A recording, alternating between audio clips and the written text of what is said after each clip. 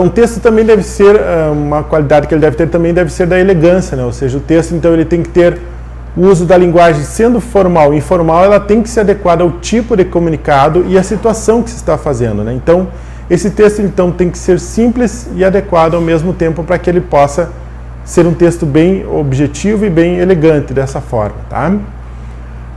Uma das qualidades que é sem dúvida alguma imprescindível na redação oficial, né? Ou seja, conforme o gênero que a gente vai trabalhar, se for memorando, um convite, um e-mail, dependendo da situação, né?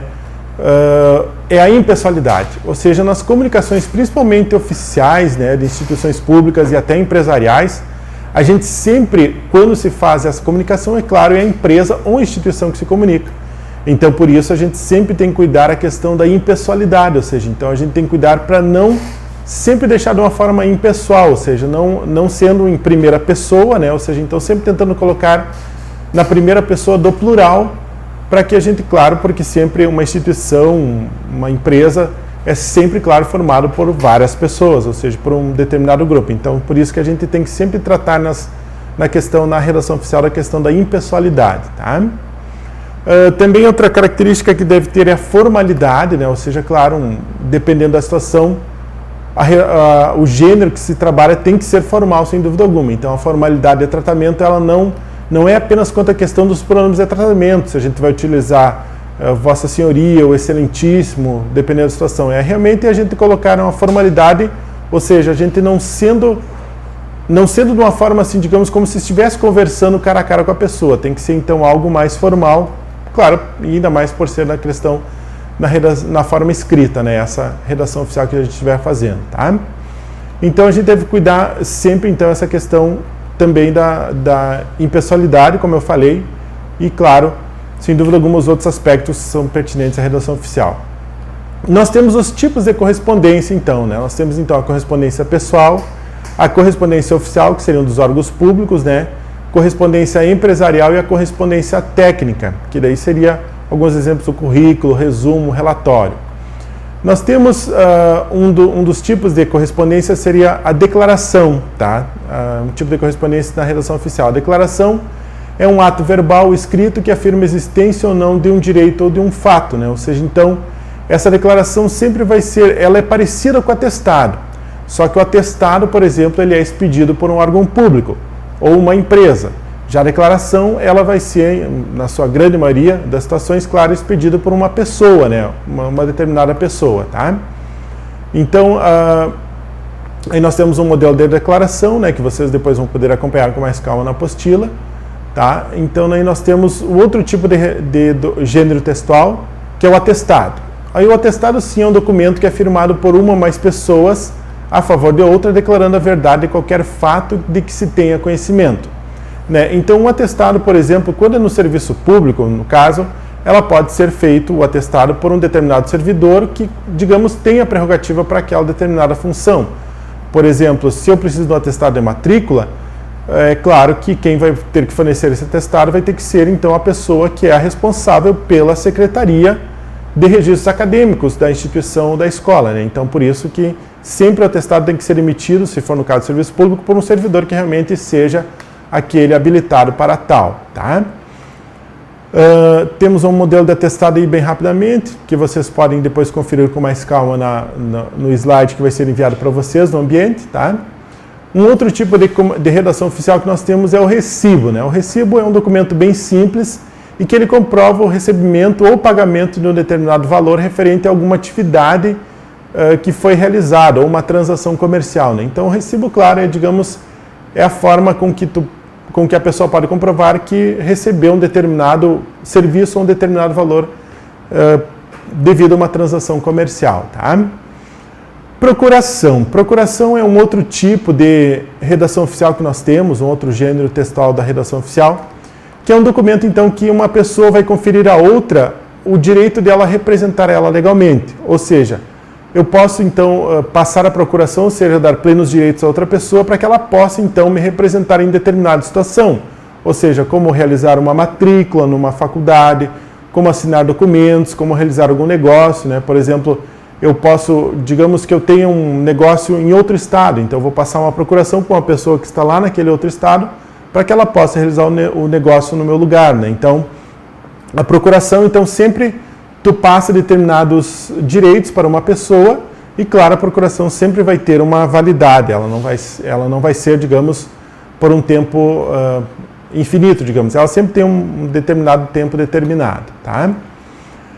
Outro tipo de gênero textual que nós temos em redação oficial é o requerimento, tá? O requerimento é o documento, então, pelo qual a pessoa que está fazendo o requerimento, ela vai se dirigir a uma autoridade pública para solicitar um reconhecimento de um determinado direito, né? Então, no requerimento, por exemplo, se eu estou lá, por exemplo, a iluminação pública da minha rua não está funcionando, o que eu posso fazer? Eu posso fazer um requerimento para a autoridade da prefeitura municipal, solicitando por que não está, a iluminação pública não está funcionando e pedindo que seja feito, claro, esse conserto quanto antes e expondo, claro, as razões nesse requerimento, né? Então, digamos, uma maneira como as pessoas podem, principalmente quanto a órgãos públicos, né, solicitar serviços ou reparos de determinadas situações que venham a ocorrer, tá? O comunicado é um outro tipo de gênero textual na redação oficial que ele é uma espécie de um aviso oficial que, claro, quer informar sobre alguma coisa. Ele pode ser um comunicado interno, que daí vai ser sob a forma de memorando, ou ele pode ser externo, que daí é a forma de edital, tá?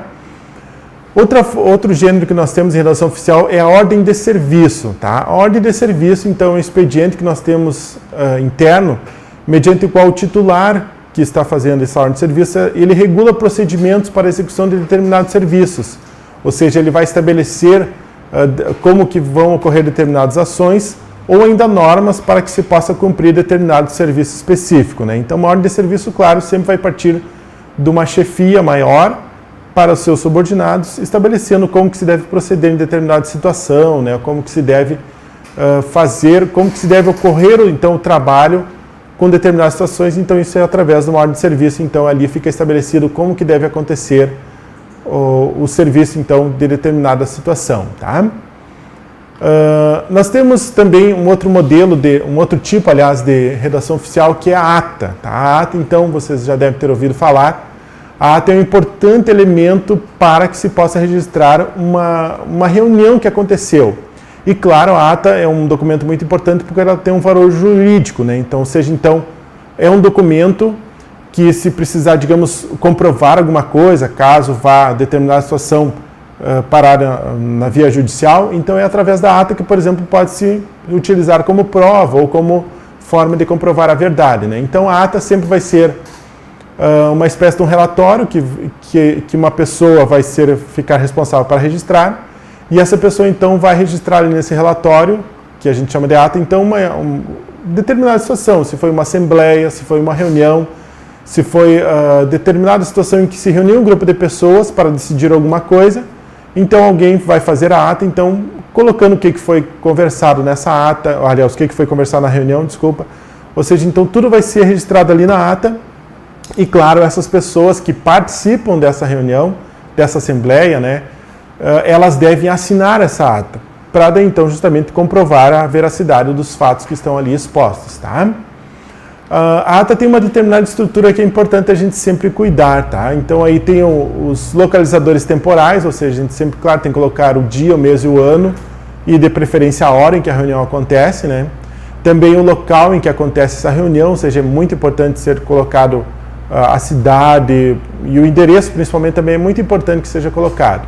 O nome das pessoas com o seu sobrenome, sem dúvida alguma, que as pessoas têm que ser nominalmente identificadas, né?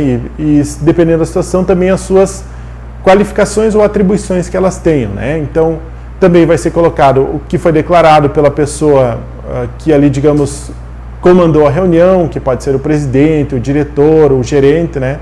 Também os assuntos que vão ser tratados, assim como essa ata tem que ter toda assim, a estrutura toda cronológica, né, de o que foi primeiro falado, o que foi perguntado, o que foi respondido. Então, tudo tem que sempre ter uma ordem, como realmente aconteceu na reunião, deve ser colocado na ata. Tem que ter um encerramento, né, quando não tem mais nada a se tratar. E no final, como eu disse anteriormente, tem que se ter então a assinatura de todos os presentes da reunião e de quem redigiu essa ata, tá?